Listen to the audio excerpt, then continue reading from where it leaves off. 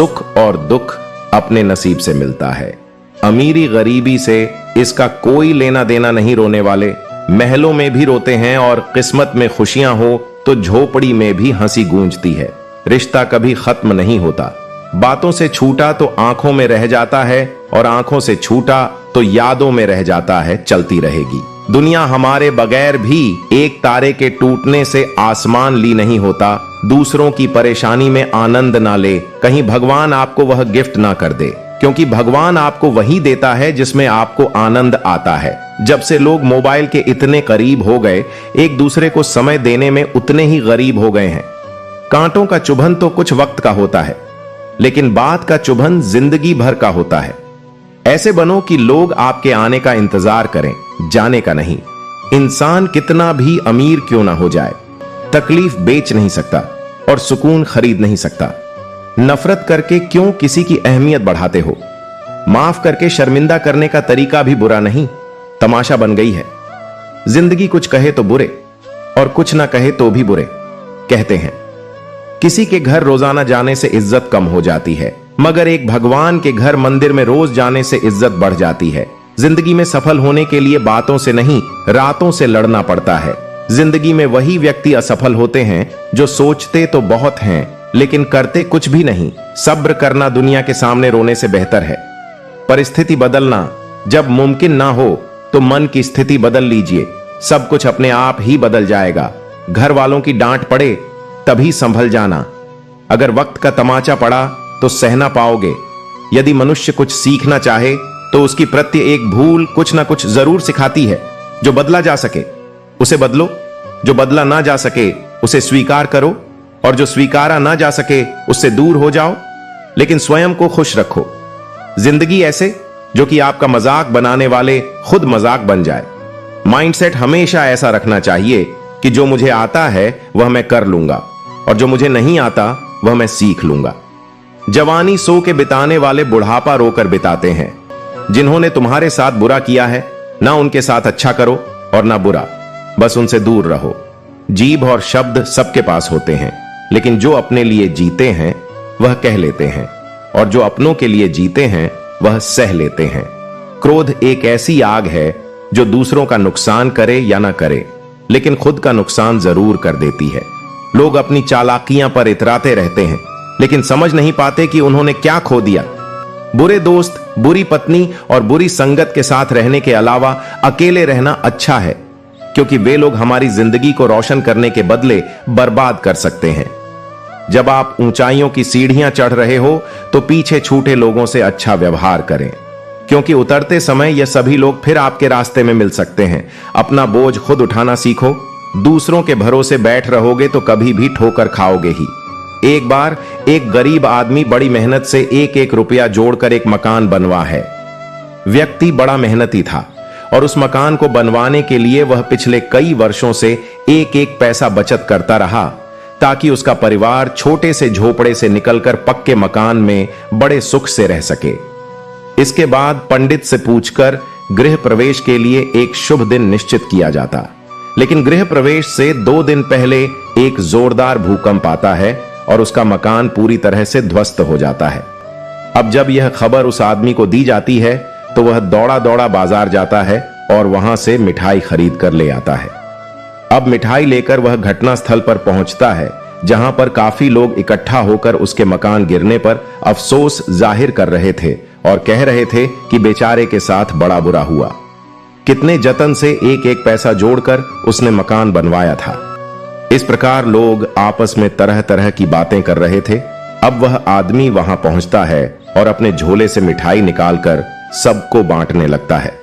अब यह सब देखकर सभी लोग हैरान हो जाते हैं और उसका एक मित्र उससे कहता है, कहीं तुम पागल तो नहीं हो गए? तुम्हारी जीवन भर की कमाई बर्बाद हो चुकी है और तुम खुश होकर मिठाई बांट रहे हो।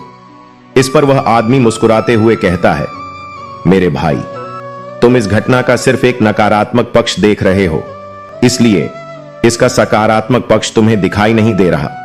इस मकान के गिरने का मुझे भी दुख है, लेकिन मुझे इस दुख से कहीं ज्यादा खुशी इस बात की है कि यह मकान आज ही गिर गया।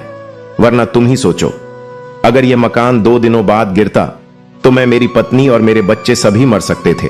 तब सोचो नुकसान कितना बड़ा होता। और अब भी मेरे हाथ पैर सही सलामत हैं, इसलिए मकान तो मैं और भी बना लूंगा, लेकिन अगर किसी की जान चली जाती तो क्या मैं वह पैसे से ला पाता? अब उस व्यक्ति की बात सुनकर वहां मौजूद सभी दुखी चेहरे मुस्कुरा उठे।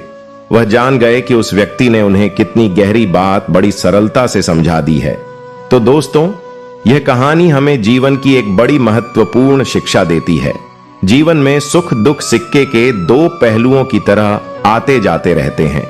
जब हमारे जीवन में सब अच्छा हो रहा होता है तो खुश होना लाजमी है, लेकिन जब हमारे जीवन में कुछ गलत होता है और चीजें हमारे अनुसार नहीं चल रही होती, तो सबसे पहले हम अपना धैर्य खोते हैं और भगवान और अपनी किस्मत को कोसना शुरू कर देते हैं।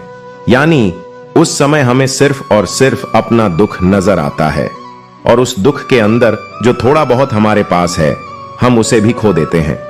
यानी दोस्तों, इस समय अंतर आता है सोच का, यानी सकारात्मक सोच और नकारात्मक सोच। यदि हम यहां नकारात्मक दृष्टिकोण से सोचें तो हम बड़ी आसानी से नकारात्मकता का शिकार हो जाते हैं और चीजें खुद ब खुदा असली कारण बनती है और हमारी सफलता का सफर यहीं रुक जाता है। इसलिए दोस्तों, यहां पर सबसे जरूरी बात यह है कि अगर आप किसी परेशानी या दुख की वजह से दुखी हो तो सबसे पहले अपनी सोच को सकारात्मक रखो। और अगर आप सच्चे और परिश्रमी व्यक्ति हो और अपने लक्ष्य के लिए मेहनत करना जानते हो तो इन असफलताओं के सकारात्मक पक्ष को देखने की कोशिश करो। बस धैर्य रखो और मैं मेहनत करते रहो। ठीक जैसे ऊपर कहानी में वह व्यक्ति गरीब जरूर था, लेकिन वह बड़ा मेहनती भी था। अपनी मेहनत की कमाई खाक हो जाने पर भी वह खुश था, क्योंकि वह इस घटना के सकारात्मक पक्ष को भली भांति जानता था। इसीलिए दोस्तों, हमेशा सकारात्मक रहो, सुखी होने पर घमंड ना करो और दुखी होने पर यह याद रखो कि जैसे सुख हमेशा टिका नहीं रहा, ठीक वैसे ही यह दुख भी नहीं रहेगा। न सुख हमारे हाथ में है और न दुख, और जो हमारे हाथ में है ही नहीं उस पर ध्यान क्यों देना? अगर कुछ आपके हाथ में है तो वह है मेहनत। इसीलिए बस आप अपनी मेहनत पर ध्यान दो।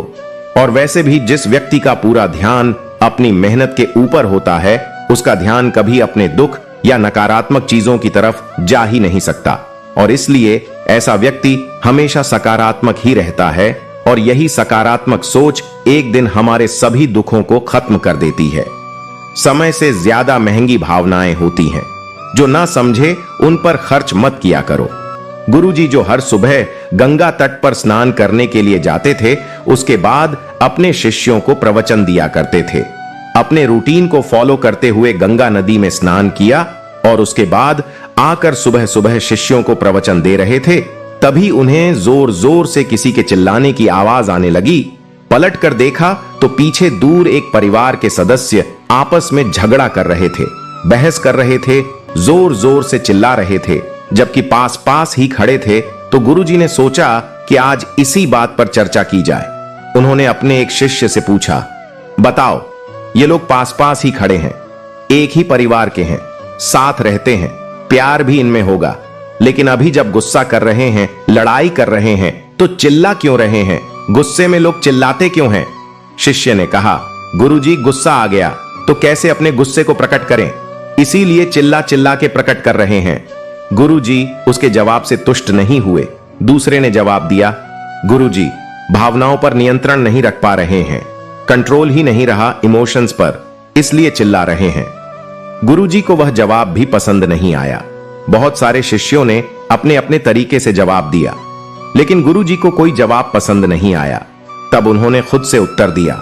उन्होंने कहा, सुनो और समझो, एक ही परिवार के लोग हैं, साथ रहते होंगे, प्यार होगा इनमें, लेकिन अभी जब बहस हो गई है, गुस्सा हो रहा है, तो ऐसी स्थिति में चिल्ला रहे हैं, जबकि पास पास खड़े हैं। क्रोध में इंसान पास होने पर भी चिल्लाता है, क्योंकि सामने वाले से उसके दिल की दूरी बढ़ जाती है। यह खड़े तो पास हैं, लेकिन इनके दिल बहुत दूर जा चुके हैं। क्या होता है जब इंसान दूर खड़ा होता है, हम चिल्लाकर बात करते हैं तो बस इनके दिलों में दूरियां बढ़ चुकी हैं, इसीलिए जोर जोर से चिल्ला रहे हैं। तुमने देखा है, जिन लोगों में प्रेम होता है वे बहुत धीमी आवाज में बात करते हैं। जब प्रेम प्रगा हो जाता है तो फुसफुसाना हो जाता है, तो कुछ कहने की जरूरत नहीं होती, शब्द बोलने की भी जरूरत नहीं होती, इशारों इशारों में बात हो जाती है। कई बार तो सिर्फ आंखों से बात हो जाती है।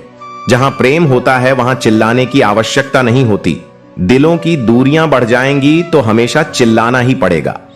छोटी सी कहानी का सार यह समझाता है कि अगली बार जब गुस्सा आए तो मंत्र याद रखिए, चिल्लाओ मत, चिल्लाना बंद कीजिए, क्योंकि आप ऐसा करके अपने दिलों की दूरियों को बढ़ा रहे हैं। हो सकता है किसी बात पर बहस हो जाए, आपको गुस्सा आ जाए, सामने वाले से आपका थॉट मैच ना करे, लेकिन इतनी भी दूरी मत बढ़ने दीजिए कि चिल्लाने की आवश्यकता पड़े, और इतनी ज्यादा दूरी ना बढ़ जाए कि आप चिल्लाते रह जाएं और फिर आपकी आवाज भी सामने वाले तक पहुंचने बंद हो जाए। एक मैडम ने मेरे साथ यह शेयर किया। वह कहती हैं, मेरे पति बात बात में गुस्सा करते थे। सुबह सुबह ऑफिस जा रहे हैं तो मोजे कहां रखे हैं, रुमाल कहां रखा है, चिल्ला रहे थे। एक दिन बोले, मोजे कहां है मेरे, मैंने लाकर दे दिया। रुमाल कहां है, मैंने लाकर दे दिया। कहने लगे, टिफिन कहां है मेरा, मैंने टिफिन लाकर दे दिया। फिर उन्हें एहसास हुआ, कहने लगे, मैं इतनी देर से गुस्सा कर रहा हूं, तुम पर फर्क नहीं पड़ रहा है। तो मैंने उन्हें उत्तर दिया, गुस्सा आपका है, आप कर रहे हो, फर्क आपको पड़ना चाहिए। उस दिन वह पूरे दिन ग्लानि में रहे, गिल्ट में रहे, ऑफिस से मुझे कॉल करते रहे, मैसेज करते रहे, मनाने की कोशिश करते रहे, और बाद में उन्होंने महसूस किया कि बात बात में गुस्सा करने जैसी कोई बात नहीं थी। आजकल हम लोगों को बहुत गुस्सा आने लगा है, बात बात में हम फ्रस्ट्रेट होने लगे हैं। इस कहानी को याद रखिए, यह आपकी बहुत मदद करेगी। एक, शुक्राना, दूसरा मुस्कुराना, और तीसरा किसी का दिल ना दुखाना। यही 3 रास्ते हैं सुखी रहने के जूते में। कंकड़ आंख में बाल और शब्दों में कटुता किसी को सुख नहीं पहुंचा सकती। दुखी सब हैं। संसार में कौन है जो सुखी है? किसी को अपना दुख दर्द देता है तो किसी को दूसरे का सुख दर्द दे। जो व्यक्ति हर वक्त दुख का रोना रोता है, उसके द्वार पर खड़ा सुख भी बाहर से ही लौट जाता है। जीवन में 2 चीजों का कभी अंत नहीं होता, भगवान की कथा और मनुष्य की व्यथा। जब परमात्मा अपनी रजा से कुछ देता है तो हमारी सोच से परे होता है। हमें हमेशा उसकी रजा में रहना चाहिए। क्या पता वह हमें पूरा समुद्र देना चाहता और हम हाथ में चम्मच लेकर खड़े हो। प्रशंसा वह शराब है जिसे लोग कान से पीते हैं।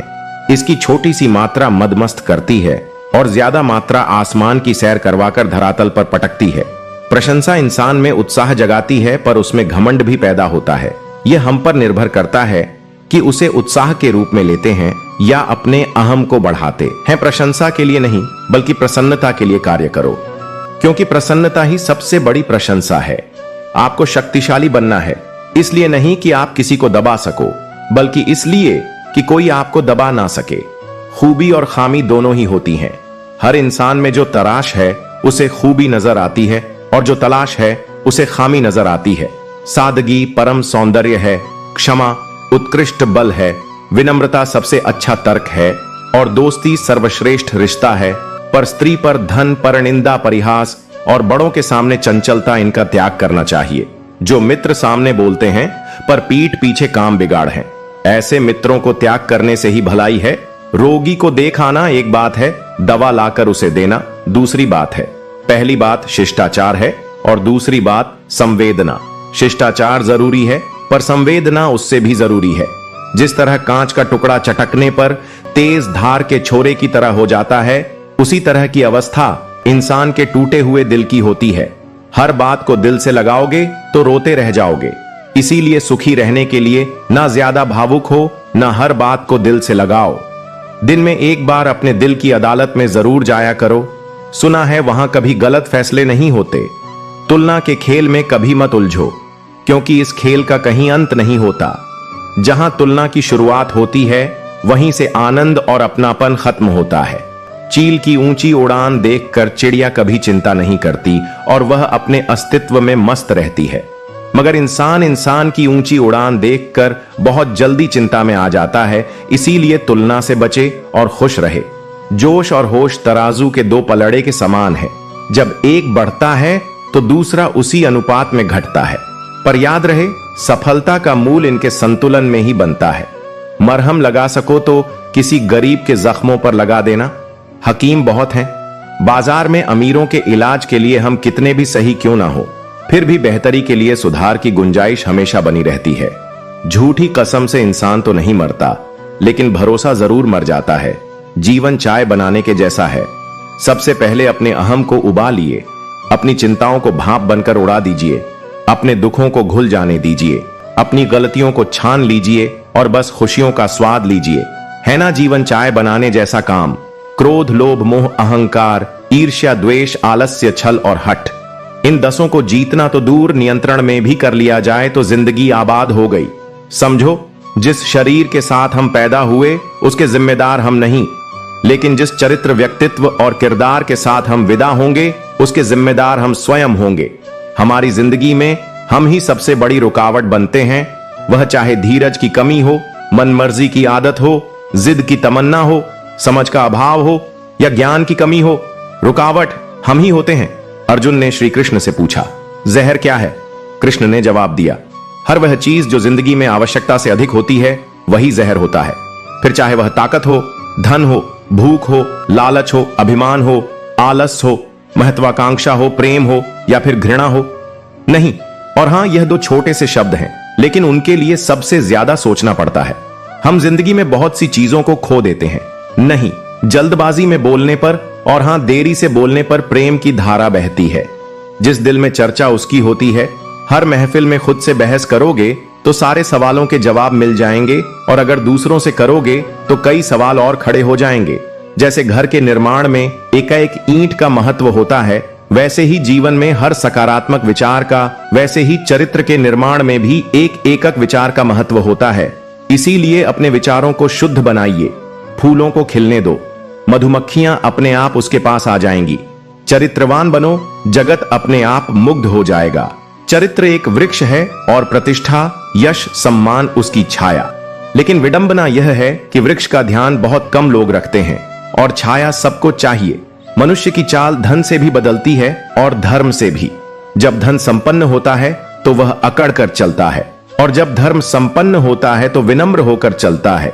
गन्ने में जहां गांठ होती है वहां रस नहीं होता, और जहां रस होता है वहां गांठ नहीं होती।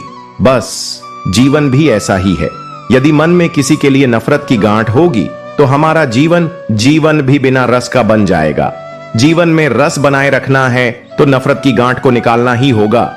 किसी भी व्यक्ति से घृणा मत करो। घृणा करनी ही है तो अवगुणों से करो, व्यक्तियों से नहीं। इंसान का अपना क्या है? जन्म दूसरे ने दिया, नाम दूसरे ने रखा, शिक्षा दूसरे ने दी, रोजगार दूसरे ने दिया, इज्जत दूसरे ने दी, पहला और आखिरी स्नान भी दूसरे ही कराएंगे, शान दूसरे ले जाएंगे, और मरने के बाद संपत्ति दूसरे बांट लेंगे। तो फिर इंसान घमंड किस बात का करता है?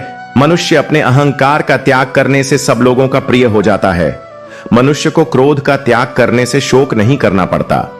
मनुष्य अपनी अभिलाषा का त्याग कर अर्थवा हो जाता है और लालच का त्याग कर सुखी हो जाता है। बटुए को कहां मालूम था कि पैसे उधार के हैं, वह तो बस फूला ही रहता है। अपने गुमान में ठीक हमारा भी यही हाल है। सांसें उस प्रभु की उधार दी गई हैं, पर ना जाने गुमान किस बात का है। गलत फहमियां भी एक धीमा जहर है जिससे इंसान मन ही मन घुटता रहता है और तनाव में आ जाता है। यह तनाव इंसान को भीतर ही भीतर खोखला करता रहता है। हमें चाहिए कि समय रहते दूसरों के साथ अपनी गलत फहमियां दूर कर ले। कोई एक बार गलती करे कोई बात नहीं, कोई दूसरी बार गलती करे तो होता है इंसान है, लेकिन अगर कोई बार बार गलती करे तो उनसे दूर रहे, क्योंकि फिर वह गलती नहीं उसकी आदत है। जीवन में की गई गलतियां हमेशा एक संदेश छोड़ जाती हैं, क्योंकि गलतियां ही सही मार्गदर्शन करती हैं। यदि आपने गलतियों से सबक लिया तो वह एक वरदान है, और अगर नजरअंदाज किया तो वह एक अभिशाप है। क्षमा कितनी खुशनसीब है जिसे पाकर लोग अपनों को याद रखते हैं, और अहंकार कितना बदनसीब है जिसे पाकर लोग अक्सर अपनों को भूल ही जाते हैं। जो लोग दूसरों को अपनी खुशियों में शामिल करते हैं, खुशियां सबसे पहले उन्हीं के दरवाजे पर दस्तक देती हैं। असली खुशी तो हमारे मन के भीतर छुपी रहती है, जिसे हम धन और संपत्ति में ढूंढते हैं। जेब में क्यों रखते हो? खुशियों के लम्हे बांट दो। इन्हें ना गिरने का डर, ना चोरी का डर। लोगों का क्या है? लोग तो जमीन पर बैठकर ही चांद पर दाग लगा देते हैं। याददाश्त का कमजोर होना कोई बुरी बात नहीं, बहुत बेचैन रहते हैं, वह लोग जिन्हें हर बात याद रहती है। कुछ इस तरह से मैंने जिंदगी को आसान कर लिया। किसी से माफी मांग ली तो किसी को माफ कर दिया। रिश्तों को कुछ इस तरह बचा लिया करो, कभी मान लिया करो तो कभी मना लिया करो। बहुत सी उलझनों का जवाब यही है, मैं अपनी जगह सही हूं, वह अपनी जगह सही है। घर में चाहे 10 कमरे हों, लेकिन सबसे ज्यादा रौनक उस कमरे में होती है जिस कमरे में मां होती है। आप खुश हैं, यह अच्छी बात है, पर आपकी वजह से कोई और खुश है, यह सबसे अच्छी बात है। इज्जत कमाना दौलत कमाने से ज्यादा मुश्किल है और इज्जत गंवाना दौलत गंवाने से ज्यादा आसान। मैंने खुद को कभी इतना समझदार ना समझा कि दूसरे मुझे मूर्ख लगने लगे।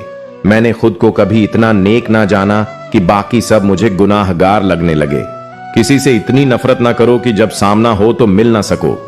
किसी से इतनी मोहब्बत ना करो कि जब बिछड़ना पड़े तो जी ना सको।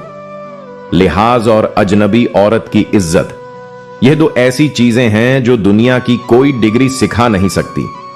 सिवाय घर के संस्कारों के मायूस वह होता है जो ईश्वर पर यकीन नहीं करता।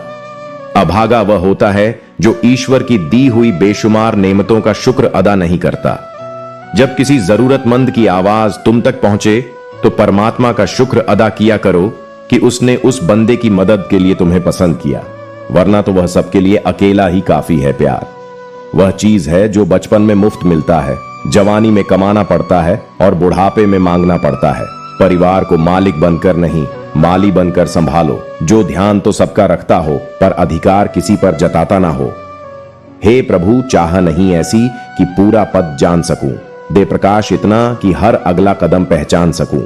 कोई भी इंसान इतना अमीर नहीं होता कि वह अपने गुजरे हुए कल को खरीद सके, और कोई भी इंसान इतना गरीब नहीं होता कि वह अपने आने वाले कल को न बदल सके। जिस दरवाजे से शक अंदर जाता है, प्यार और भरोसा फिर उसी दरवाजे से बाहर चले जाते हैं। प्यार अगर कमियां देखता तो ईश्वर कभी भी हमारी तरफ ना देखता। बुरे लोगों को छोड़कर अच्छे लोगों की तलाश करने से बेहतर है कि हम बुरे लोगों की बुरी बातों को छोड़कर उनमें अच्छी बातें तलाश करें। उस वक्त समझ लेना कि ईश्वर की कृपा तुम पर सबसे ज्यादा बरस रही है जब तुम्हें अपने अंदर की कमियां खुद नजर आने लगे। बुरा वक्त तो वह साफ और चमकी आईना है जो बहुत से चेहरे बेनकाब कर देता है। अच्छा वक्त एक बादल है जो तेज धूप को भी रोक लेता है। अपनी खुशी के लिए दूसरों की खुशी खाक में मत मिलाओ तुम्हारी, वह खुशी बेकार है जिसके पीछे किसी के आंसू हो। जब बर्तन और दिल छोटा हो तो ज्यादा चीजें संभाल नहीं पाता, सब छलक जाता है, फिर चाहे वह ज्ञान हो, दौलत हो, शोहरत हो या इज्जत। जब किसी की बात कड़वी लगे तो समझ लेना कि सच कहां जा रहा है, और जब किसी के बात करने का तरीका कड़वा लगे तो समझ लेना कि अलविदा कहां जा रहा है। अगर जितनी ज्यादा बड़ी हो उतनी ही शिद्दत से टूटती है धोखा, जितना बड़ा हो उतनी ही ताकत से पलटक वापस आता है। गरीब होकर भी दान देना, गुस्से में सच बोलना और ताकत होते हुए भी माफ कर देना, यह सब बेहतरीन इंसान की निशानियां हैं। करने की हिम्मत और सुधार की नीयत हो तो इंसान बहुत कुछ सीख सकता है। हमारी आत्मा के पास हमारी सारी मुश्किलों के हल हैं, पर मुश्किल यह है कि हम सारे हल भीतर नहीं बाहर ढूंढते हैं। दिन को रोजी रोटी तलाश करो और रात को उसे तलाश करो जो तुम्हें रोजी रोटी देता है। नीकी कमाई से आप शक्ल तो संभाल सकते हो पर नस्लें नहीं। जो लोग आपसे ईर्ष्या करते हैं समझ लेना कि उन्हें आपकी खूबियां सबसे ज्यादा पता। जो लोग पीठ पीछे आपकी बुराई करते हैं समझ लेना कि वे आपसे डरते हैं, और जो लोग आपको हारा हुआ देखना चाहते हैं असल में वे आपसे जीत नहीं सकते। इसीलिए जिंदगी में हर उस इंसान से खुश रहो जो आपसे नाखुश है। कोई मुसीबत के वक्त आपके सामने झुका हुआ है तो उसे झुका हुआ ही समझे, गिरा हुआ नहीं। इंसान जीवन में बहुत कुछ सीखता है, पर अगर वह दूसरों से प्यार करना, माफ करना और दूसरों की इज्जत करना नहीं सीख पाया तो समझो उसने कुछ भी नहीं सीखा। खतरनाक वे होते हैं जो अंदर से बदसूरत होते हैं। चेहरे की बदसूरती कभी किसी को नुकसान नहीं पहुंचाती दुख इंसान को या तो रेत की दीवार की तरह ढा देती है या चट्टान की तरह सख्त और मजबूत बना देती है। इंसान की परवरिश अच्छी हो तो वह बुरे माहौल से भी अच्छाइयां ढूंढ निकालता है, और अगर परवरिश अच्छी ना हो तो वह अच्छे माहौल से भी कुछ नहीं सीखता। ईमानदारी बेईमानी के मुकाबले फायदा तुरंत ही भले ही कम दे। पर यह फायदा आपको आने वाली पीढ़ियों तक मिलता रहेगा। कभी यह न कहे कि ईमानदारी ने मुझे कुछ नहीं दिया। जरूरी नहीं कि हर दफा जंग का आगाज कर दो। अगर लगे कि गलती छोटी है तो नजरअंदाज कर दो। समझदार इंसान से की गई कुछ मिनटों की बात हजारों किताबें पढ़ने से बेहतर है। इस संसार में हर व्यक्ति अपनी योग्यता के अनुसार ही चमकता है, अपनी इच्छा के अनुसार नहीं। प्रेम तब खुश होता है जब वह कुछ दे पाता है, और अहंकार तब खुश होता है जब वह कुछ ले पाता है। घमंड भरी बातें करके किसी का दिल नहीं दुखाना चाहिए, क्योंकि समय घमंड भी तोड़ देता है और बातें करने लायक भी नहीं छोड़ता। हमारा व्यवहार ही हमारा प्रतिबिंब है। यदि प्यार चाहते हो तो प्यार देना पड़ेगा, सम्मान चाहते हो तो सम्मान देना पड़ेगा, और विश्वास चाहते हो तो विश्वास देना पड़ेगा। लड़ाई रूठ पर बातें बंद ना कीजिए, क्योंकि बात से अक्सर उलझने सुलझ जाती हैं। जब गुम होते हैं शब्द और बंद होती है जुबान, ऐसे ही वक्त में संबंध की डोर और उलझ जाती है। घर के अंदर जी भर के रो लेना, पर दरवाजा हमेशा हंसकर ही खोलना, क्योंकि लोगों को जब पता चलेगा कि आप अंदर से टूट चुके हो तो वह आपको लूट लेंगे। शरीर सुंदर होना हो, पर शब्दों को सुंदर होना चाहिए, क्योंकि लोग चेहरे भूल जाते हैं पर शब्द नहीं भूलते।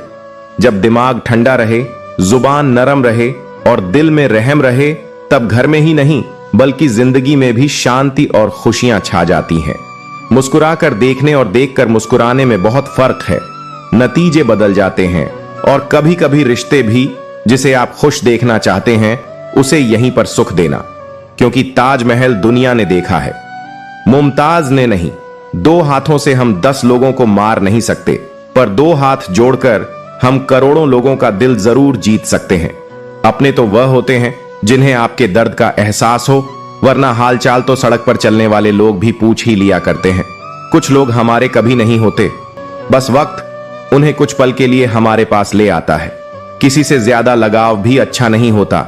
अक्सर वही लोग दूर जाते हैं जिनके बिना हम रह नहीं सकते। अपनी हर परिस्थिति परमात्मा को सौंप दो, क्योंकि जितना आप जीवन में कर सकते हो उससे कहीं ज्यादा वह एक पल में कर देते हैं। कच्चे कान, संदेह भरी नजर और कमजोर मन इंसान को समृद्धि के बीच भी नरक का एहसास दिलाते हैं। इच्छाओं के रहते यदि प्राण चले जाएं तो वह हुई मृत्यु, और प्राणों के रहते यदि इच्छाएं चली जाएं तो वह हुई मुक्ति। जो इंसान तुम्हारे लिए हमेशा खुशी चाहे, उसका उदास होना तुम्हारे लिए फिक्र की बात है। सबसे आसान काम दूसरों को सलाह देना है। सबसे मुश्किल काम दूसरों की सलाह मानना। दुनिया का सबसे फायदेमंद सौदा बुजुर्गों के पास बैठना है। चंद लम्हों के बदले में वह आपको बरसों का तजुर्बा देते हैं। जिंदगी हंसाए तो समझना कि अच्छे कर्मों का फल मिल रहा है, और जब जिंदगी रुलाए तो समझना कि अच्छे कर्मों का समय आ गया है। हर एक इंसान को परमात्मा 2 रास्ते देता है। उठो और मन चाहे सपने पूरे कीजिए, या सोते रहिए और मन चाहे सपने देखते रहिए। जिंदगी आपकी है और फैसला भी आपका है। जिंदगी हसीन है, इससे प्यार करो है। रात तो क्या सुबह का इंतजार करो। मुश्किल तो लेती हैं, इम्तिहान हर किसी का, पर किस्मत से ज्यादा खुद पर एतबार करो।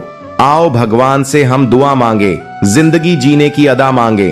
अपनी खातिर तो बहुत मांगा है, आओ हम सबके लिए भला राजा विक्रमादित्य अक्सर रात में वेश बदलकर अपनी प्रजा के हालात जानने निकलते थे। वह अपने सच्चे प्रेम से भरे दिल के साथ सड़कों पर घूमते थे। एक रात जब वह अमृत बेला में घूमते हुए शहर के चक्कर लगा रहे थे, तब उन्होंने देखा कि एक युवा लकड़हारा एक पेड़ पर चढ़ रहा है। उसकी आंखों में जीवन की आशा और मेहनत की चमक थी। लेकिन तभी अचानक एक भयंकर भालू उस पेड़ पर चढ़ने लगा। राजा ने आश्चर्य से देखा कि भालू कैसे उस पेड़ पर चढ़ रहा है, क्योंकि यह आमतौर पर भालू की आदत नहीं होती। युवा लकड़हारे ने जब भालू को देखा तो उसकी धड़कनें तेज हो गईं।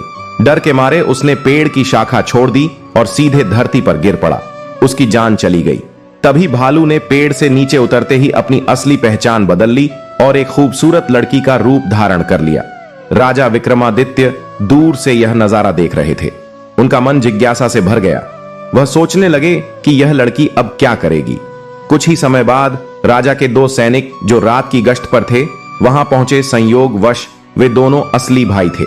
छोटे भाई की नजर जब उस खूबसूरत लड़की पर पड़ी तो उसने बड़े भाई से कहा, भाई देखो कितनी सुंदर लड़की है, मुझे तो शादी इससे करनी है। बड़े भाई ने कहा, नहीं, जब तक मैं हूं तुम उसे शादी नहीं कर सकते, मुझे पहले उसका हाथ मांगना चाहिए। छोटे भाई ने तुरंत विरोध किया, मैंने उसे पहले देखा है, इसलिए मैं उससे शादी करूंगा। दोनों भाइयों के बीच बहस बढ़ गई। अंततः बड़े भाई ने सुझाव दिया, हम क्यों ना उससे पूछें कि वह किसे पसंद करती है, जो भी उसे अच्छा लगे वह उससे शादी कर लेगी। दोनों भाई उस खूबसूरत लड़की के पास पहुंचे। बड़े भाई ने पूछा, हे सुंदरी, तुम कौन हो और यहां क्या कर रही हो? लड़की ने जवाब दिया, मैं पास के गांव में रहती हूं और अपने पति की खोज में इस जंगल में घूम रही हूं। छोटे भाई ने पूछा, तुम्हारा पति कहां है? अगर तुम चाहती हो तो हम तुम्हारी मदद कर सकते हैं। लड़की ने मुस्कुराते हुए कहा, मैं अभी अविवाहित हूं और एक योग्य व्यक्ति की खोज में हूं। छोटे भाई ने गर्व से कहा, हम दोनों भाई अभी अविवाहित हैं, तुम चाहो तो किसी एक से शादी कर सकती हो। लड़की ने एक शर्त रखी, मैं उससे ही शादी करूंगी जो तुम दोनों में से सबसे ज्यादा बहादुर और शक्तिशाली होगा। यह सुनकर दोनों भाइयों में लड़ाई शुरू हो गई। अपनी बहादुरी सा करने के लिए उन्होंने अपनी तलवारें निकाली और एक दूसरे को घातक चोट पहुंचाई। अंततः दोनों भाइयों ने एक दूसरे को मार डाला और लड़की ने खौफनाक तरीके से हंसते हुए एक दिशा में चलना शुरू किया। राजा विक्रमादित्य, जो दूर से यह सब देख रहे थे, एक कदम और बढ़ते हुए उस लड़की का पीछा करने लगे, लेकिन इस घटना ने उनकी सोचने की शक्ति को जकड़ लिया। सूरज की किरणें धीरे धीरे चमकने लगी, पर राजा विक्रमादित्य अपनी भूख और प्यास को भूल चुके थे। उनकी जिज्ञासा उस रहस्यमयी लड़की के बारे में जानने की थी। लगभग 200 कदम चलने के बाद राजा विक्रमादित्य की आंखें फिर से चौंधा गई। अब उस खूबसूरत लड़की ने अपना रूप बदलकर एक जहरीले नाग का रूप धारण कर लिया। वह नाग तेजी से आगे बढ़ रहा था। नाग ने एक नदी के किनारे पहुंचकर कुछ क्षण रुका और फिर अचानक नदी में कूद गया। राजा विक्रमादित्य उस किनारे पर खड़े होकर यह सब देख रहे थे। थोड़ी ही देर में नाग ने एक नाव पर छलांग लगा दी, जिसमें लगभग 20 से 25 लोग सवार थे। जैसे ही नाग ने नाव में प्रवेश किया, वहां अफरा तफरी मच गई। लोग अपनी जान बचाने के लिए नदी में कूद पड़े। जो तैरना जानते थे वे तैरकर किनारे तक पहुंच गए और जो नहीं जानते थे वे डूबकर मर गए। कुछ समय बाद नाग फिर से नदी से बाहर आया और नदी के किनारे चलने लगा। विक्रमादित्य ने उस नाग का पीछा करना जारी रखा। कुछ दूर जाने के बाद राजा विक्रमादित्य ने फिर से देखा कि वह नाग एक वृद्ध ब्राह्मण के रूप में बदल गया है। राजा ने सोचा, अब यह सही समय है इस रहस्यमय प्राणी से जानकारी प्राप्त करने का। विक्रमादित्य तेज कदमों से उस ब्राह्मण के पास पहुंचे और हाथ जोड़कर नमस्कार किया। वृद्ध ब्राह्मण ने भी हाथ उठाकर अभिवादन स्वीकार किया और आशीर्वाद दिया। राजा विक्रमादित्य ने वृद्ध ब्राह्मण से पूछा, हे ब्राह्मण देव, तुम कौन हो? ब्राह्मण ने निराशा से कहा, क्या तुम नहीं देख सकते? मैं एक ब्राह्मण हूं। राजा ने फिर से कहा, तुम झूठ बोल रहे हो, तुम ब्राह्मण नहीं हो, है ना? ब्राह्मण ने चिढ़ते हुए कहा, फिर तुम मुझे बताओ मैं कौन हूं? राजा ने कहा, तुम वह नहीं हो जो तुम दिखते हो। ब्राह्मण ने उत्तर दिया, जो भी मैं हूं तुम्हें उससे क्या मतलब? तुम अपने काम से काम रखो, अपनी राह देखो। राजा विक्रमादित्य ने दृढ़ता से कहा, मैं तुम्हें बिना सच जाने नहीं छोड़ सकता, तुम्हें सच बताना ही होगा। ब्राह्मण ने फिर कहा, मैंने तुमसे कहा ना कि मैं एक ब्राह्मण हूं। राजा ने कहा, तुम मुझसे झूठ नहीं बोल सकते। मैंने तुम्हें तब से देखा है जब तुमने लकड़हारे को मार डाला था। फिर तुमने एक सुंदर लड़की का रूप धारण किया और उन 2 सैनिकों को एक दूसरे को मारने पर मजबूर किया। फिर तुम जहरीले नाग में बदल गए और नदी में कूद पड़े। तुमने नाव पर सवार लोगों में अफरा तफरी मचाई। अब तुम एक वृद्ध ब्राह्मण के रूप में हो। सच सच बताओ, तुम कौन हो? राजा विक्रमादित्य की बातें सुनकर ब्राह्मण ने कहा, अगर मैं नहीं बताऊं तो तुम क्या करोगे? राजा ने अपनी तलवार निकालते हुए कहा, तब तैयार हो जाओ, मरने के लिए तुम्हें नहीं पता कि यह विक्रमादित्य की नगरी है।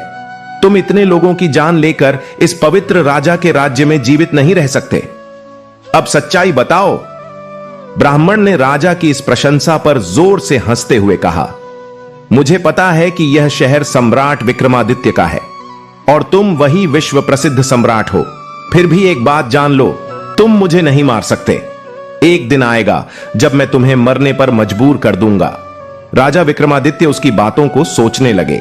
जो इस भेष में भी मुझे पहचानता है वह साधारण व्यक्ति नहीं हो सकता। फिर उन्होंने थोड़ी विनम्रता दिखाई और कहा, अब जब तुमने मुझे पहचान लिया है, कृपया मुझे बताओ कि तुम सच में कौन हो। ब्राह्मण ने कहा, तुम एक राजा हो और राजहट पर अड़े हुए हो, इसलिए मुझे तुम्हें सारी बातें बतानी पड़ेगी, मगर तुम मेरी बातों में विश्वास नहीं करोगे। इसीलिए सबसे पहले मुझे तुम्हें बताना होगा कि मैं कौन हूं। तो हे राजा, अब ध्यान से सुनो कि मैं कौन हूं और तुम्हारी राजधानी में क्यों आया हूं। मेरा नाम काल है। तुम जानते हो कि इस दुनिया में जन्म लेने वाले सभी जीवों की मृत्यु निश्चित है। इसीलिए इस भूमि को मृत्यु लोक भी कहा जाता है। जब कोई जीव मां के गर्भ में आता है तो सब कुछ बनने के बाद आत्मा उसमें प्रवेश करती है और जीवन जागृत होता है। इसी समय उसके मृत्यु का समय, स्थान और परिस्थितियां भी सृष्टिकर्ता द्वारा निर्धारित की जाती हैं। हे राजा, ब्राह्मण ने आगे कहा, तुम जानते हो कि चित्रगुप्त हर जीव की जीवन और मृत्यु का अभिलेख रखते हैं। जब किसी जीव की मृत्यु का समय आता है तो वह धर्मराज को सूचित करते हैं। अब चूंकि सभी जीवों की मृत्यु और मुक्ति का विभाग भगवान शिव के पास है, इसलिए धर्मराज भगवान शिव से अनुमति मांगते हैं कि उस जीव को मृत्यु दी जाए। जब भगवान शिव अनुमति देते हैं तो धर्मराज मुझसे यानी काल से कहते हैं कि जा और उस व्यक्ति की जान ले लो, तब मैं इस मृत्यु लोक में आता हूं। ब्राह्मण ने अपनी बातें जारी रखी। मुझे पता होता है कि कौन जीव कब, कहां और किन परिस्थितियों में मरेगा। मैं उस जीव को निश्चित स्थान पर निश्चित समय पर पहुंचाता हूं जहां उसकी मृत्यु लिखी गई होती है। मैं वहीं परिस्थितियां और स्थिति बनाता हूं। हे राजा, मैंने उस लकड़हारे को नहीं मारा। राजा विक्रमा ने कहा, तुम फिर से झूठ बोल रहे हो। राजा विक्रमादित्य ने कहा, मैंने अपनी आंखों से देखा कि तुम उस लकड़हारे की मृत्यु का कारण बने। ब्राह्मण ने गंभीरता से कहा, बिल्कुल, मैं कारण बनता हूं, लेकिन भौतिक लोग सोचते हैं कि लकड़हारा पेड़ से गिरकर मरा। मेरा धर्मराज के आदेश का पालन करना होता है। उसकी मृत्यु पेड़ से गिरने के कारण लिखी गई थी, इसलिए मैंने एक रूप धारण किया और वही परिस्थितियां उत्पन्न की ताकि वह उस घटना का शिकार हो जाए।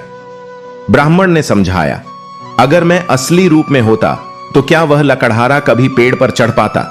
वह कभी नहीं चढ़ सकता था, लेकिन मैं वहां था और मेरे लिए कुछ भी असंभव नहीं है।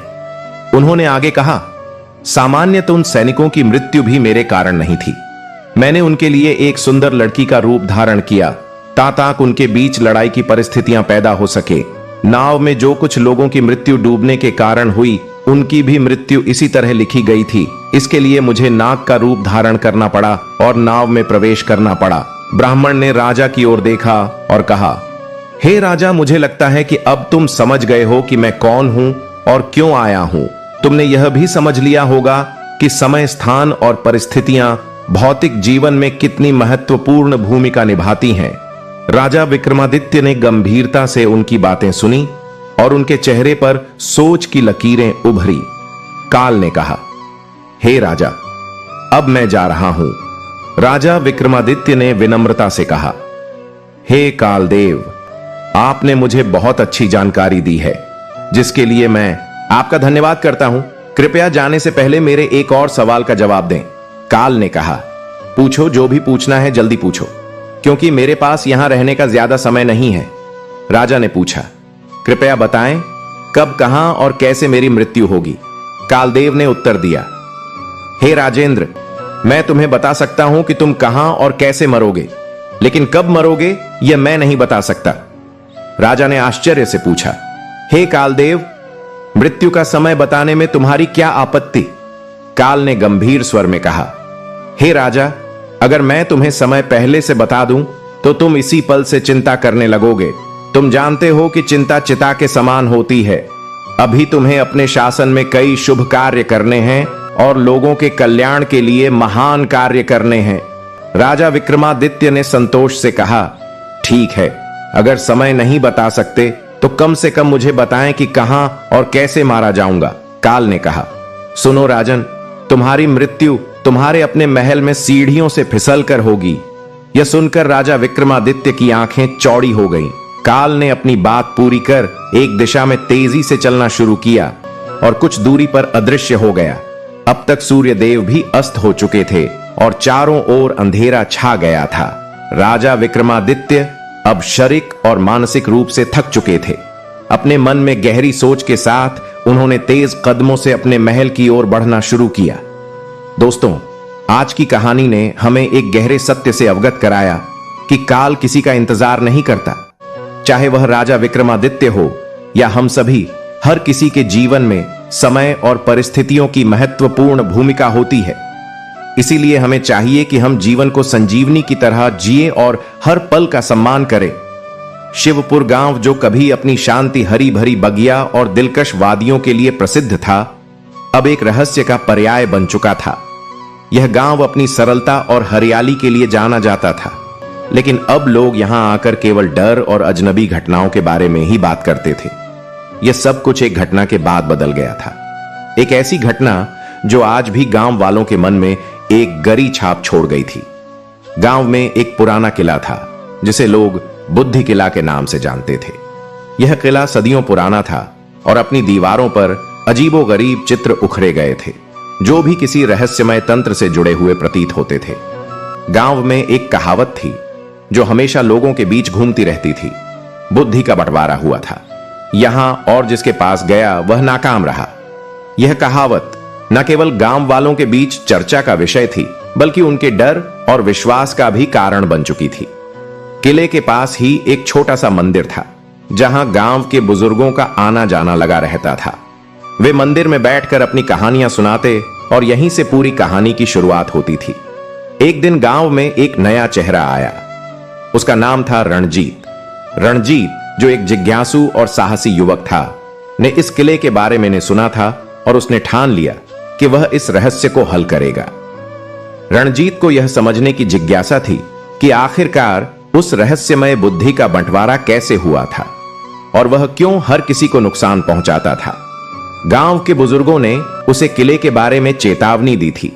उन्होंने बताया कि बहुत पहले इस किले में एक महान विद्वान और तंत्रज्ञ गुरु विष्णुदास रहते थे।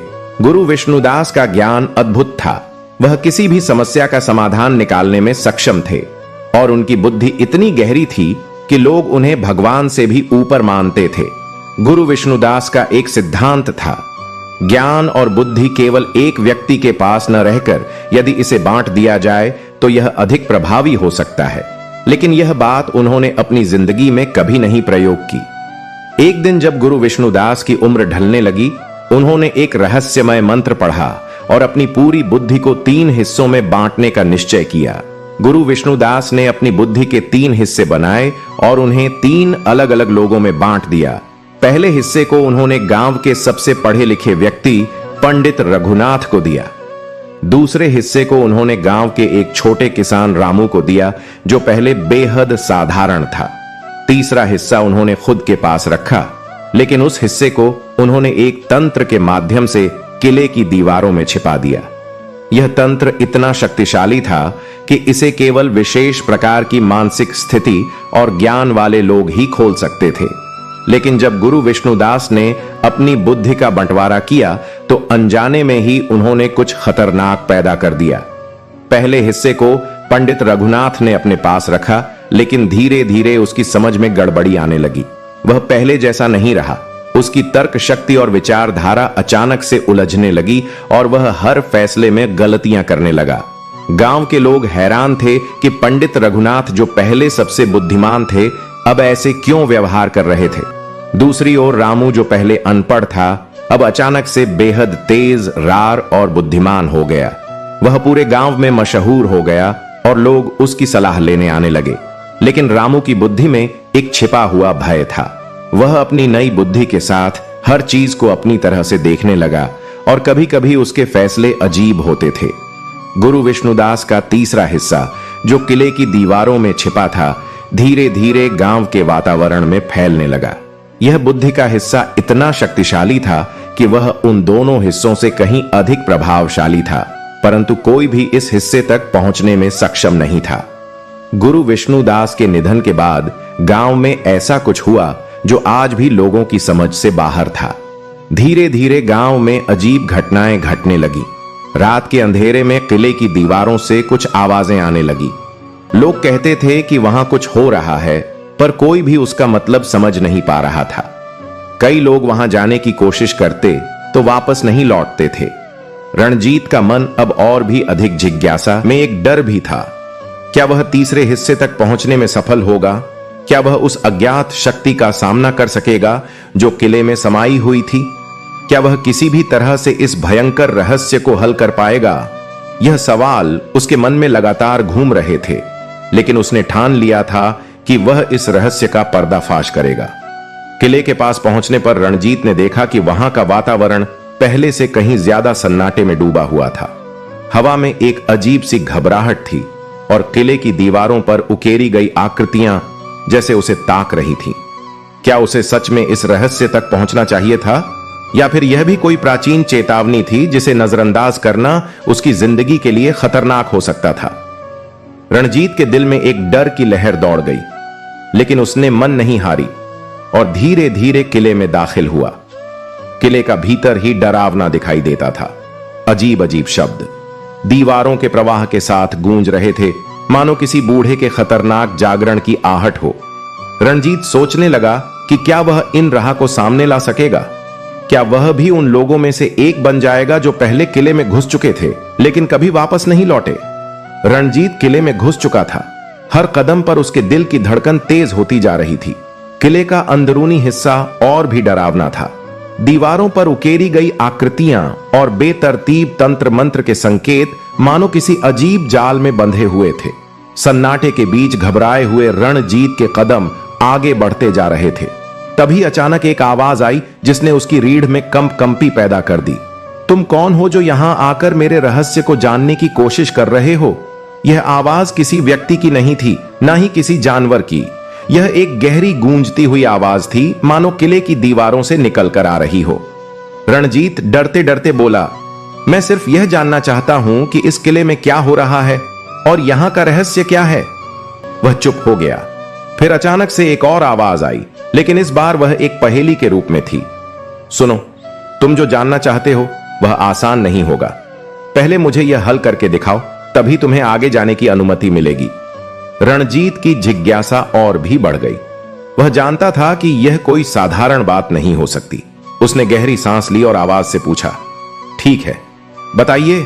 आवाज गूंज उठी और एक रहस्यमयी पहेली पूछी गई जो किले के भीतर गहराई से जुड़ी हुई थी। मैं क्या हूं जो सबका साथी हूं, पल पल बदलता हूं, फिर भी समझ में नहीं आता हूं। मैं छुपा रहता हूं सभी की आंखों से, फिर भी हर कदम पर तुम्हारे साथ चलता हूं। मैं एक बार बिगड़ता हूं तो सबको डुबो देता हूं, लेकिन मैं ना हो तो तुम्हारी जिंदगी अधूरी रहती है। मैं क्या हूं? रणजीत का दिमाग तेजी से काम करने लगा। यह पहेली कुछ ऐसी थी जिसे हल करना आसान नहीं था। उसने सोचने की प्रक्रिया शुरू की। क्या यह कोई मानसिक स्थिति हो सकती है या कोई ऐसा तत्व जिसे हर इंसान महसूस करता है? कुछ समय तक गहरे विचार के बाद अचानक उसके मन में उत्तर आया। क्या यह विचार हो सकता है? रणजीत ने आवाज से पूछा, क्या यह पहेली विचार के बारे में है? आवाज कुछ पलों के लिए चुप हो गई और फिर बोली, तुम सही हो। यह विचार है। विचार ही हर एक का साथी है। वह पल पल बदलते रहते हैं, सबसे छुपे होते हैं, पर हर कदम पर इंसान के साथ चलते हैं। विचार एक बार बिगड़ जाएं तो जीवन को बर्बाद कर सकते हैं, और बिना विचार के जीवन अधूरा होता है। रणजीत के चेहरे पर हल्की मुस्कान आ गई। उसे आगे जाने की अनुमति मिल चुकी थी। अब तुम तैयार हो? आवाज ने कहा, लेकिन याद रखना, यह किला सिर्फ तुम्हारी बुद्धि से नहीं, तुम्हारे आत्मविश्वास और साहस से भी जुड़ी हुई रहस्यमय चीजों को खोलता है। क्या तुम अब भी तैयार हो? रणजीत ने दृढ़ता के साथ जवाब दिया, मैं तैयार हूं। मुझे इस रहस्य का हल निकालना है। आवाज ने फिर से कहा, अगर तुम सही रास्ते पर हो तो आगे बढ़ो, लेकिन अगर तुम्हें घबराहट का कोई संकेत महसूस हो तो समझ लो कि तुम गलत रास्ते पर हो। रणजीत ने एक नई उम्मीद और साहस के साथ कदम बढ़ाए। उसकी आंखों में एक चमक थी और उसके मन में विचारों का तूफान मचल रहा था। उसने यह जान लिया कि उसकी यात्रा आसान नहीं होगी, लेकिन उसने ठान लिया कि वह इस रहस्य को सुलझा कर ही रहेगा। रणजीत का मन पूरी तरह से इस रहस्य में डूब चुका था। किले की दीवारों के भीतर छिपे तंत्र मंत्र, रहस्यमयी पहेलियां और आवाजें उसके साहस और जिज्ञासा को और भी बढ़ा रही थीं। उसे समझ में आ चुका था कि इस रहस्य को सुलझाने के लिए सिर्फ ज्ञान ही नहीं, बल्कि साहस और आत्मविश्वास भी उसकी सबसे बड़ी ताकत होंगे। अब तक वह जिस रास्ते पर चल रहा था वह और भी घना और खतरनाक होता जा रहा था। किले के अंदर हर कदम पर एक नई चुनौती उसका इंतजार कर रही थी। वह एक लंबे सीढ़ीदार रास्ते से नीचे जा रहा था, जहां घना अंधेरा छाया हुआ था। जैसे ही वह सीढ़ियां उतरने लगा, उसकी आंखों के सामने कुछ विचित्र आकृतियां नजर आने लगी। यह आकृतियां दीवारों पर उकेरी गई थीं, लेकिन उनके आकार और रूप बहुत अजीब थे। कुछ आकृतियां मानवीय आकार की थीं, कुछ पशुओं जैसी थीं और कुछ तो बिल्कुल अदृश्य प्रतीत हो रही थीं। वे आकृतियां हर कदम के साथ उसे घूर रही थीं, मानो रणजीत को अपनी गिरफ्त में लेने के लिए तैयार थी। रणजीत ने सिर ऊपर न करते हुए अपनी नजरें किसी अन्य दिशा में फेर ली और आगे बढ़ता गया। आखिरकार उसकी नजरें एक और चौंकाने वाला दृश्य देखती हैं। एक बड़ा सा कक्ष जिसमें एक अद्भुत चमकता हुआ स्फटिक जैसा पत्थर रखा था। पत्थर इतना चमकदार था कि उसकी ओर देखना भी मुश्किल हो रहा था। जैसे ही वह पत्थर के करीब पहुंचा, अचानक उसके भीतर से एक गहरी आवाज आई। तुम्हारे सामने जो है वह केवल एक प्रतीक है रणजीत। इसे पाने से तुम्हें कुछ नहीं मिलेगा। अगर तुम वास्तव में बुद्धि के बंटवारे का रहस्य जानना चाहते हो तो इस पत्थर को छोड़ दो और आगे बढ़ो। यह आवाज वही थी जो पहले भी किले में गूंज चुकी थी, लेकिन अब उसमें और भी गहराई और भय था। रणजीत ने ठान लिया था कि वह उस पत्थर को नहीं छुए। वह जानता था कि यदि उसने इसे छुआ तो यह किला एक और भ्रम में उसे फंसा सकता था। उसने कक्ष से पीछे मुड़ते हुए बाहर की ओर बढ़ना शुरू किया। कुछ कदम ही चला था कि अचानक कक्ष की दीवारों से एक और तेज आवाज आई। यह आवाज इतनी तेज थी कि मानो किसी शोरगुल के हिस्से से आई हो। क्या आप अपनी यात्रा पूरी करना चाहते हो? क्या आप सचमुच इस रहस्य को जानने के लिए तैयार हो? रणजीत ने गहरी सांस ली और साहस के साथ जवाब दिया, हां, मैं तैयार हूं। मुझे इस रहस्य का हल चाहिए। रणजीत ने ठान लिया और आगे बढ़ता गया। अचानक उसके सामने एक और रास्ता आया। यह रास्ता पूरी तरह से अंधेरे में डूबा हुआ था। अंधेरे और सन्नाटे के बावजूद रणजीत ने डरते हुए भी उस रास्ते को अपना लिया। जैसे जैसे वह आगे बढ़ता गया, उसे कुछ विचित्र आवाजें सुनाई देने लगी। यह आवाजें किसी इंसान की नहीं, बल्कि किसी आत्मा जैसी लग रही थी। हालांकि वह थोड़ा घबराया, लेकिन उसे भरोसा था कि वह सही रास्ते पर है। आखिरकार वह एक बड़े कक्ष में पहुंच गया। कक्ष के बीचों बीच एक बड़ा ताबूत रखा हुआ था। ताबूत पर एक अजीब सा प्रतीक बना था। रणजीत ने पहले तो इसे सामान्य ताबूत समझा, लेकिन जैसे ही उसकी नजर उस प्रतीक पर पड़ी, उसके दिल की धड़कन और भी तेज हो गई। यह वही प्रतीक था जो किले की दीवारों पर उकेरी गई आकृतियों में था। वाह! उसने डरते हुए ताबूत की ओर कदम बढ़ाया और धीरे धीरे उसे खोला। अंदर उसे एक अजीब दस्तावेज मिला जिस पर रहस्यमय और महत्वपूर्ण संकेत थे। रणजीत ने उत्सुकता से दस्तावेज को देखा और पढ़ने की कोशिश की। दस्तावेज में लिखा था, जो बुद्धि के बंटवारे को समझना चाहता है उसे पहले आत्मज्ञान की ओर बढ़ना होगा। जो इसे जाने बिना इसमें घुसेगा वह खो जाएगा। सिर्फ वह व्यक्ति जो अपनी शक्ति और कमजोरी को समझेगा वही इस रहस्य तक पहुंच सकता है। रणजीत के मन में एक और सवाल पैदा हुआ, आखिर ज्ञान और आत्मज्ञान का इस रहस्य से क्या संबंध था? तभी ताबूत से अचानक एक गहरी आवाज आई, तुमने सही समझा है रणजीत, अब तुम्हें अपनी यात्रा का असली उद्देश्य समझ में आएगा। यह आवाज अब पहले से कहीं अधिक रहस्यमय और भयावह थी। रणजीत ने उस आवाज की ओर निडरता से देखा और कहा, मैं तैयार हूं, मुझे आत्मज्ञान प्राप्त करना है। जैसे ही रणजीत ने यह कहा, किले में एक अजीब हलचल शुरू हुई। पूरे किले में घना धुआं फैलने लगा और सभी दीवारों पर वही अजीब आकृतियां फिर से उभरने लगी। रणजीत का दिल तेजी से धड़कने लगा। उसे एहसास हुआ कि वह अब उस रहस्य के और करीब आ चुका था। उसके मन में एक नया आत्मविश्वास था और एक नई खोज का ज्वार। रणजीत ने अपने साहस को और मजबूत किया और समझ लिया कि उसे आत्मज्ञान की खोज की ओर कदम बढ़ाने होंगे। यह यात्रा अब और भी खतरनाक और रहस्यमय हो गई थी, लेकिन रणजीत ने ठान लिया था कि वह इस रहस्य को हल करके ही दम लेगा। रणजीत ने ताबूत से दस्तावेज निकालते हुए एक गहरी सांस ली। उसकी आंखों में साहस की नई किरणें चमक रही थीं, लेकिन डर भी उसके दिल में समाया हुआ था। दस्तावेज में लिखे शब्दों ने उसे आत्मज्ञान की ओर प्रेरित किया था, लेकिन साथ ही उसे यह भी चेतावनी दी थी कि उसे अपनी गहरी आंतरिक शक्ति और कमजोरी को पहचानना होगा। जैसे ही उसने दस्तावेज को संजीदगी से रखा, किले की दीवारों से फिर से एक गहरी आवाज गूंजी। तुमने अब तक जो कुछ भी देखा वह केवल शुरुआत थी। अब तुम्हें स्वीकृति परीक्षा का सामना करना होगा। आवाज की गूंज किले के चारों ओर फैल गई।